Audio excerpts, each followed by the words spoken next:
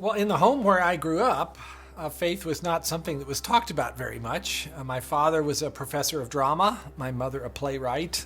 When I went to college and those discussions in the dorm late at night about religion began to occur, I had no particular reason to attach value to a faith system. It had never been something I was familiar with or had internalized at all. And I assumed that any religious feelings that anyone held must be on the basis of some emotional experience, and I didn't trust those, or on the basis of some childhood indoctrination, which I felt I was fortunate to have missed. I loved the experience of learning about the human body and all of the components of that, and I particularly loved being introduced to genetics. But then I ended up in the medical school curriculum sitting at the bedside of patients with diseases. This was no longer an abstract study of molecules and organ systems. These were real people.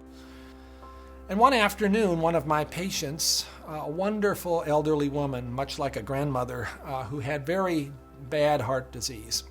She had a particularly bad episode of chest pain while I was with her. She got through it, and at the end of that, explained to me how her faith was the thing that helped her in that situation. She realized that the doctors around her weren't really giving her that much help, but her faith was. And after she finished her own very personal description of that faith, she turned to me, and I had been silent, and she looked at me quizzically, and she said, "What do you believe, doctor?" And ultimately, I had to admit to myself that her question had made me realize that I had arrived at an answer to the most important issue that we humans ever deal with. Is there a God? And I had arrived there without ever really looking at the evidence. And I was supposed to be a scientist. If there's one thing scientists claim they do is to arrive at conclusions based upon evidence. And I hadn't taken the trouble to do that.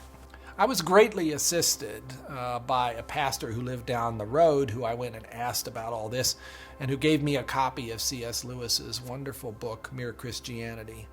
Because here was an Oxford scholar, a prodigiously developed intellect, who had traveled the same path. Within those pages, I realized for the first time that one can come to belief on a rational basis, and that in fact, given the many pointers that one sees around oneself in terms of the universe and it having a beginning, and its fine-tuning in terms of the way in which all those constants that determine the behavior of matter and energy seem to have been set just in a certain very precise range to make life possible, and many other things, including my beloved mathematics and why they actually work anyway to describe the universe, something that makes you think the Creator must have been a mathematician.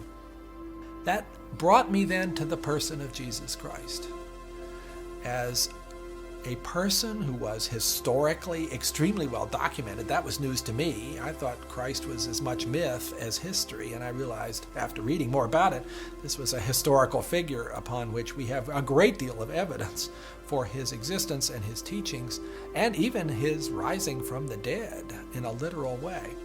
That day at my patient's bedside started a journey for me, a journey that I was reluctant to begin, but I felt I needed to, a journey that I thought would result in strengthening my atheism, but to my surprise resulted in my conversion.